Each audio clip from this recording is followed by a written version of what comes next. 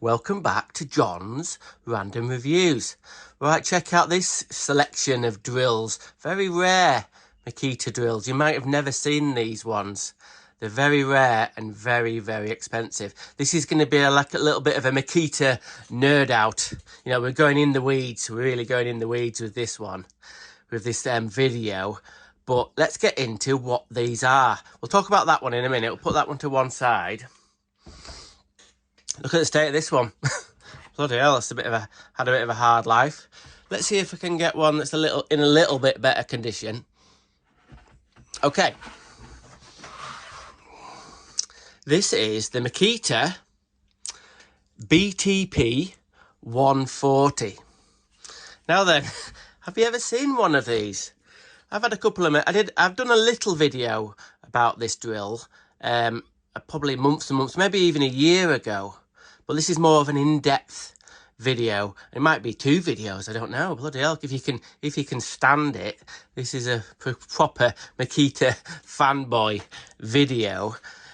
So let's do a little bit of history. Makita LXT came out, I've got to say, about 2006-ish. I kind of remember a little bit when it came out. This was one of the first drills they came out with.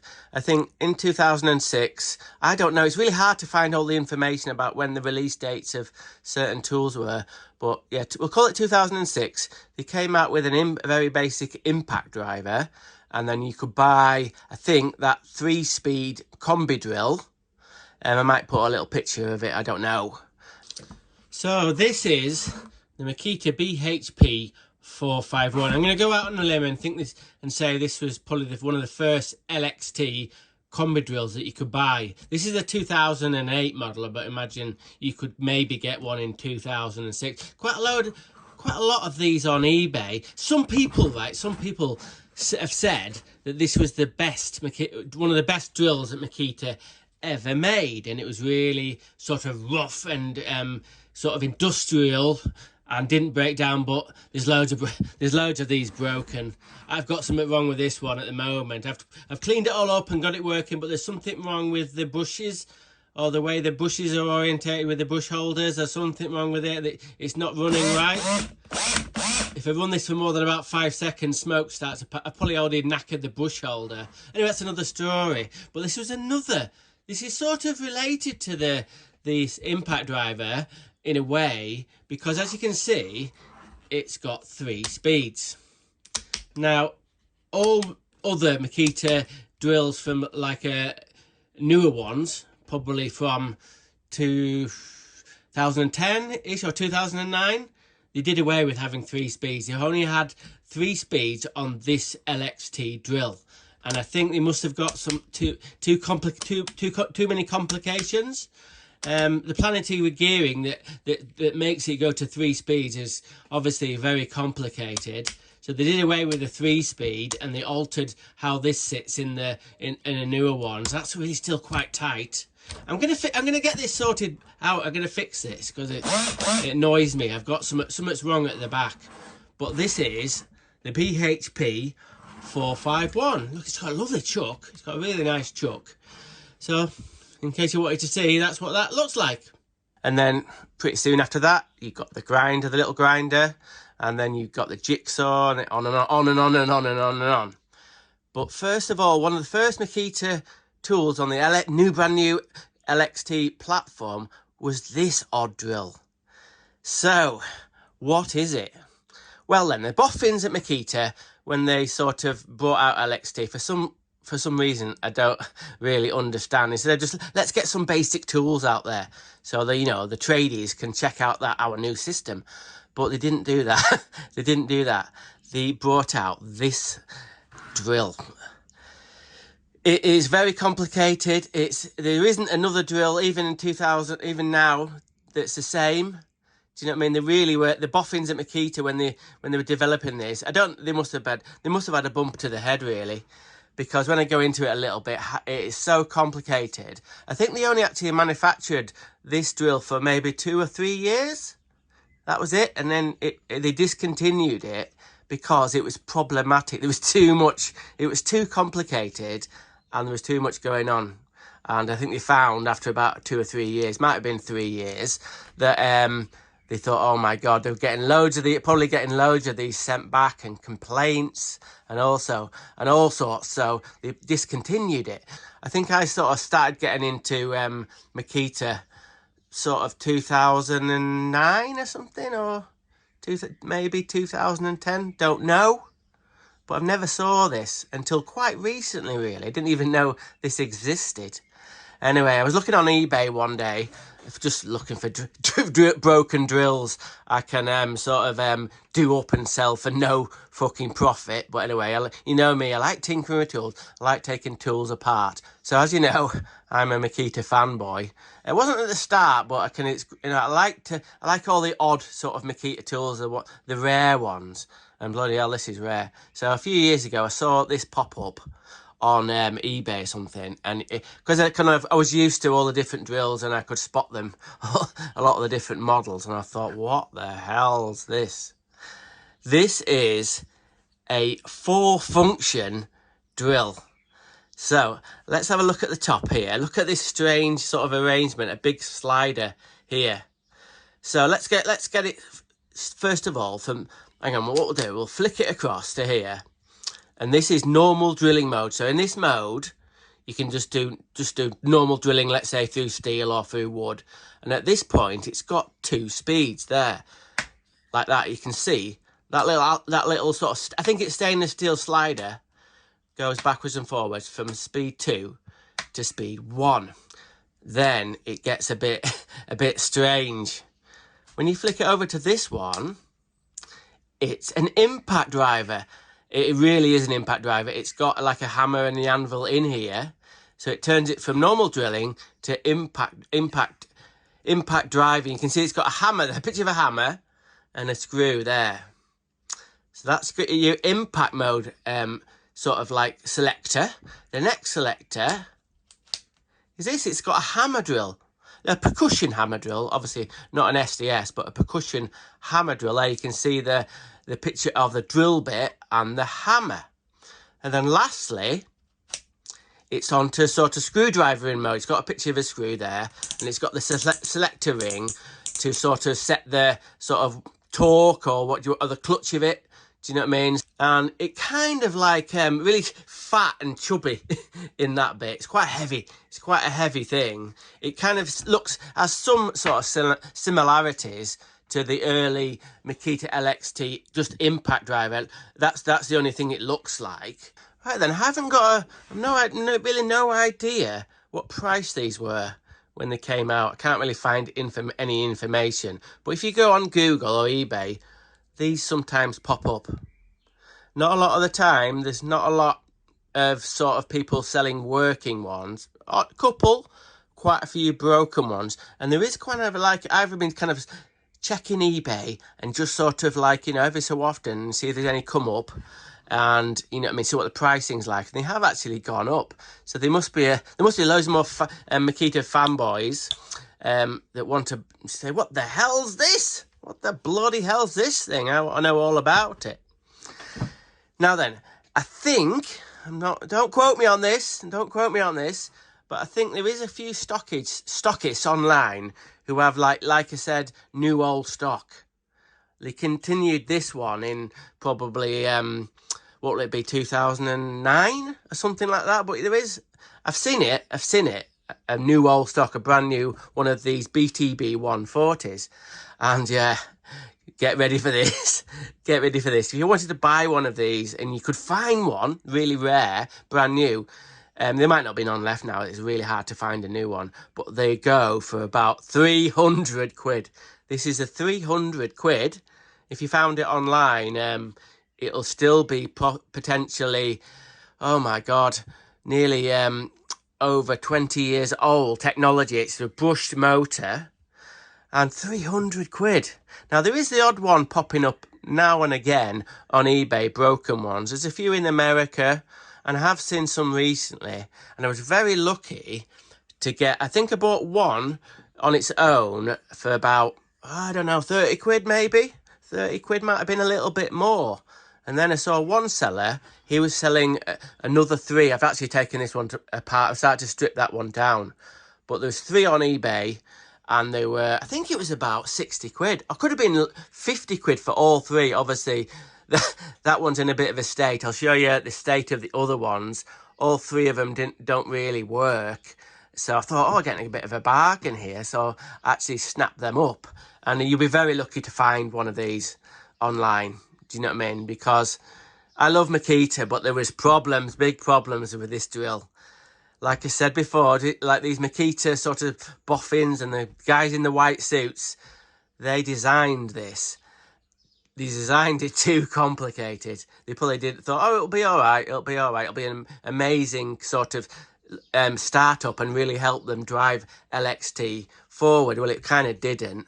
The theory's all right. You probably thought, imagine if you could have a drill where you could use it as a normal drill and an impact driver, a hammer drill, and a screwdriver, a drill for putting screws in. That would be amazing. But at 2005 or whatever, when they were designing this, 2004, probably had a mad scientist moment and thought, oh, we're going to make it. We're going to make it. We're going to get our top men to make this tool work. Yeah, they got it working, but they had so many going faulty and sort of breaking down that they discontinued it. Now, before we have a little bit of a breakdown of these ones, I'm going to move these out of the way at the moment, and then we'll talk about there was a successor to this one. So they did away with this one, and they brought out another one.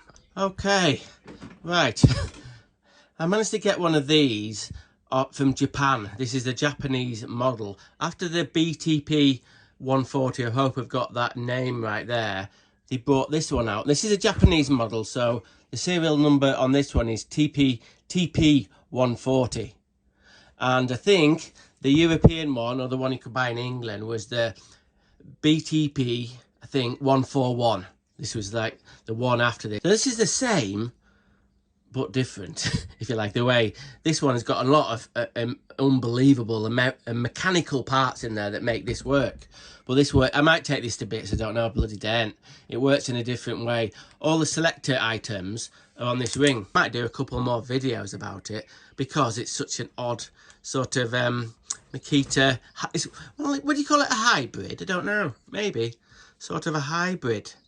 Now, if you know any other manufacturers that sort of make anything like that, I've done a little bit of research, and no one in 2023 makes a version of this. Because, like I said, they still sell these, I think, but they didn't catch on and are very, very expensive. Look at that little ray of sun coming through there. It's quite nice, isn't it? Anyway, back what we're talking about. Oh yeah, this is the head of the BTP 140. This is actually not in bad order. It kind of works, but I wanted to take it apart. Well, first of all, I'm nervous. This is the most mechanically complicated. I'm going to go out on a limb here. This is the most mechanically complicated part on any Makita drill ever. They've never ever tried to do anything like this before. It's a mechanical genius sort of contraption, and oh, I don't know what it is. But it is absolutely fucking complicated. I've spent about a few hours just not even dare taking it apart. So right now, I think without taking it apart, we can talk over how I bloody think it works, this thing. Just a little bit before we start, let's say you had one of these drills and you wanted to get just get this bit is a problem. Everything else was fine it was this bit. You can buy spare parts for loads of Makita. Pretty much any Makita drill or Makita tool you can buy spare parts for. And I've looked at the spare parts price for this item here, and I think it was like, oh my God, 180 quid or something like that. 180 quid for that bit, for this little bit. So yeah, I think if you had one of these and this broke and you had to pay 180 quid for just this bit, you'd just think, nah, I'm not going to bother. Anyway, let's have a look at a bit of a close-up of the top bit there. Now then, as far as I can fathom, this top bit here, you can't really see. It's got a series of ridges on both bits of these bits. This is the percussion drill bit. When you have it in the mode where it does percussion drilling, this is it. And it doesn't look like a right lot to kind of like to power the, you know, the drill, bounce it backwards and forwards to get through a brick. But I've used it and it's actually pretty good. Now these teeth lower down are part of the screwdriver mode, you know, when you have it set really low and it kind of like, it's sort of the clutch goes into effect and it stops the screw screwing right back through the wood. So that's that bit. And then somehow you can disengage it all sort of just to do normal sort of drilling. And then the actual impact, I've looked at a picture of this, the actual impact part of it with the anvil and things is in the back there somewhere. And then this bit here is the bit that you control the various settings with. So you can see this bit is like glass fibre plastic there. And I don't think I can even maybe get it to do it because it's so tight. It's gonna bloody fall apart. Hang on, let me see if I can do it. You can see that. You hear that click? That's it's doing its operation through the 4 modes. But you can imagine, after not very long, you'd get like a little bit of dust getting into the housing, and it only takes a little bit to get under there. Now, when this was manufactured, I don't know whether it was like a dry fit and it just didn't need anything in there. Well, they might have thought, oh, we can't put any kind of oil or special lubricant because dirt's going to get under there. So it might have been made to fit, so it just slips, you know, with friction around there. I don't know whether I'll ever be able to find out. I'm not sure. But the main problem with this drill was this selector thing. It gets stuck. It gets stuck, and then the speed selector would get stuck. There'd be dirt got in this bit here, and then it would all get jammed up. And then I don't know. Like I said, they might have gone back to be repaired, and then at some point whether they got some money back, the people who had these things. I don't know really, but we're going to delve into it a little bit deeper, maybe take it apart. But like I said, I've never seen a Makita tool that has so many mechanical moving parts, and it's so bloody complicated. You see that little bit of metal there? See if we can, and then it has these little sort of metal pins. Bloody hell, that's part of it as well. Oh my goodness me, it is so complicated. It's giving me a bloody headache. But we're going to go for it. I'm going to split it down. I'll just get one of the other ones. Right then, look, it's bloody hell. Someone's giving this a right bloody battering. For some reason, when this must have jammed on somebody, and they've tried to, I don't know what, they've tried to force it. But what it's done, it's mangled all that bit there.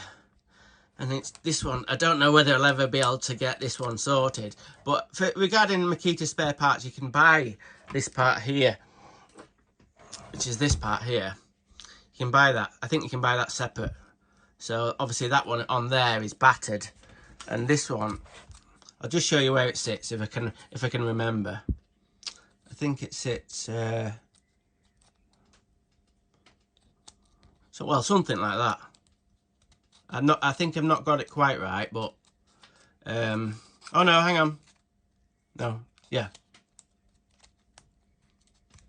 No, don't know. Anyway, it goes on there. It goes on there, and then it runs backwards and forwards. So there we go. So yeah, complicated, very, very complicated. Right then, I've got everything in bits. Well, 95% of it. I've got the whole drill stripped down.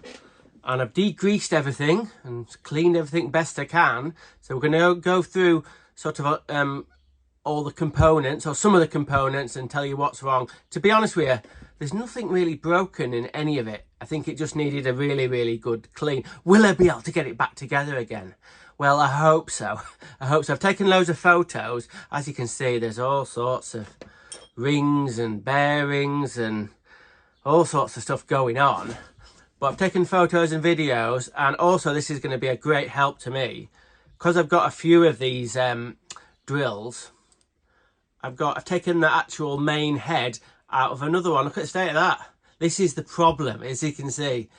This is the problem that happens. Everything gets coated in muck and it mixes with the grease, and yeah, so I can use this as reference to put all the bits back together. So then, people ask me, well, no one asked me, but I asked myself, what's my favourite thing to do? What's one of my favourite things to do? Obviously, skateboarding is big for me and my family, but pretty close to that top is I love just being at my desk, and I could spend hours taking drills apart and cleaning everything up and checking, seeing how it all works. Don't ask me why, honestly, don't ask me why, but I get an enormous sense of, it's like meditation for me. I know I'm not going to it's not a money-making scheme or anything like that, but I absolutely love it. One of my favourite things. If I'm a bit stressed out and I just want to chill out, if I spend a couple of hours, you might think, bloody hell, John, it looks frustrating getting all these bits all split apart and back together. But no, I just take my time and do it really slowly. Right, so let's talk. What we're going to talk about first. So we're talking about the clamshell. I've given the clamshell a really good scrub up. We'll put that together. It's in pretty good order. Look at that. There's no marks on the rubber overmolding. Yes, there is some scuffs. You're bound to, when these get scuffed, the actual fiberglass sort of clamshell, they tend to get a little bit, they lose the colour a little bit. You can see that little bit there. They go a bit white, and it's really hard to get that back. There was someone written the name on there with sort of Sharpie marker, and I managed to get it off mostly, so I'm quite happy about that. The rubber overmolding here on this side has come loose a little bit. That side's all right. So I need to glue that back down. And one of my other little tricks here, I need to get my little pen out, well, my little paintbrush, and I've got some modelling paint, and I've got a matte white.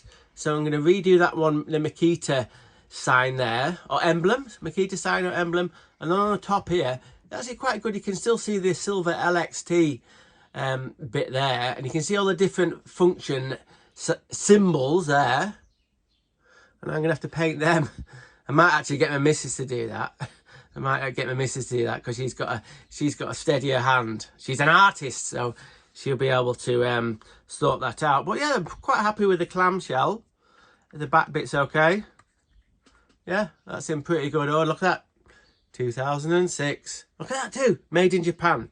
So the clamshell's okay. The ring selector is a bit scuffed. It's not too bad.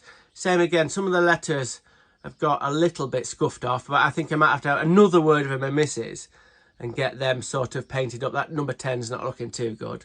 But apart from that, everything is in good shape, really. The end bit here, where the actual, where you put the screwdriver bits in there, I've given that a bit of a wire wool and a bit of a sand, and I'm actually going to spray that. I'm going to spray that silver. And this bit here, which is the fluorescent bumper bar, let's see if we can make it work. No. Anyway, that's fluorescent. Over time, they get yellow. They're yellow. And I think the yellow sort of goes all the way through. I might get a new one of them. Well, I think they look really cool when they're pure white. Because of the nature of the rubber, that it's over time it goes yellow, which is it's not in bad nick. So I don't know about that. So the switch is all right. I quite like how they've got this copper bit that goes around here. That's part of, presumably, like part of the heat sink. What I mean is, if all these cables get warm from use, it dissipates the heat from the cables into this copper bit, and it kind of gets rid of the heat, so the actual drill doesn't overheat. You know what I keep on saying drill? Yeah, it is a drill, but it's also an impact driver. So I'm not going to say, oh, drill impact. We're going to say, oh, fuck it, we're just going to call it a drill. Anyway, yeah. So this switch bit's okay. The brush mounting bit's okay. That hasn't got too hot. I need some new brushes for that. So that's not too bad. Notice anything about, this is what you'll notice in these early Makita tools. Notice anything different? Yeah, it hasn't got the communication connector there, which sits about there. Because in the early days, it never used to have that. Now, this is a little bit interesting. Obviously, you've got your light here. And that goes into some kind of, I imagine it would have some circuit boards in there, a little brain box there. Now, would it need a brain box? So some circuits to run the light? I don't know. See, we've got like power cables coming in, and then we've got the cables going out to the light. But what's this orange one there? I don't know.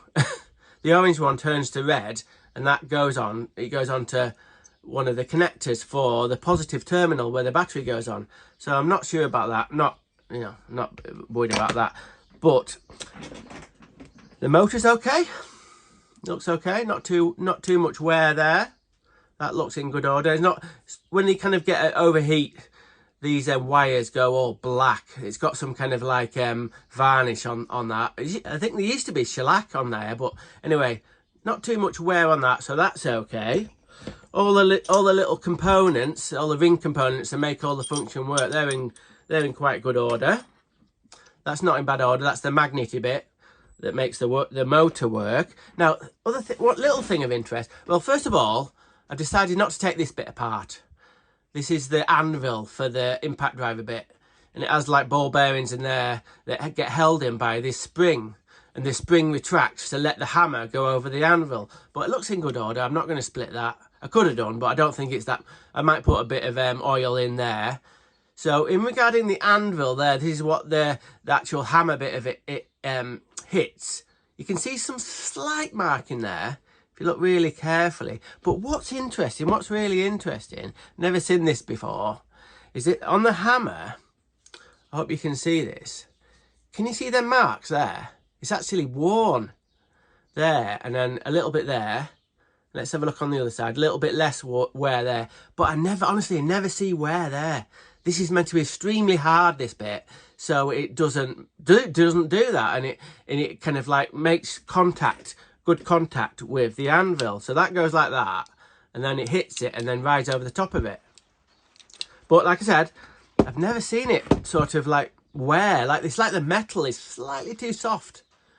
Like I said, generally this tool, you can tell it's not had a hard life and it's not been abused or anything like that. So it's a bit weird that that's kind of, you can see it's like scored the metal there. But I might even just titifate that up a little bit. But as you can see, I think I've done quite a good job of getting it all split apart. So the next task is to obviously get it all back together. I'm not going to do filming. This video is dragging on way too long. So I think I'm going to stop it in a bit and do the next video of it all back together. I'm not going to go into how every little bit works, because bloody hell, I'll be there all day. Anyway, so yeah, everything seems in good order. Nothing's broken. I've given everything a really good clean up. So the next plan is to figure out how to get it all back together. So in the next video, we're going to have everything back together. I might do if I have any problems or any kind of like little bits I need to put in, I might put that in the next video, and then we're going to give it a test. And then I might, then I'm going to start working on the other ones. I'll split this one. Once I've done one, I think I'll be all right. Full disclosure here. Fucking hell, all these little bits. Oh God, see, there's a ball bearing molder. I have lost a couple of ball bearings and one very, very important tiny little bit. So I'm hoping to find them still, but if not, I might have to. I've got 3 more of these sort of heads, and I might get the worst one out, and then I might try and rob some. I've one of these heads, like a part head, where I can take stuff off it. Because as I said before, to buy that head complete is fucking ridiculously amount of money. But there you go. I'm really, really enjoying myself, honestly. So hopefully I'll see you on the next video when it's all put together. Okay. See you next time. Remember, random is rad. Rock on.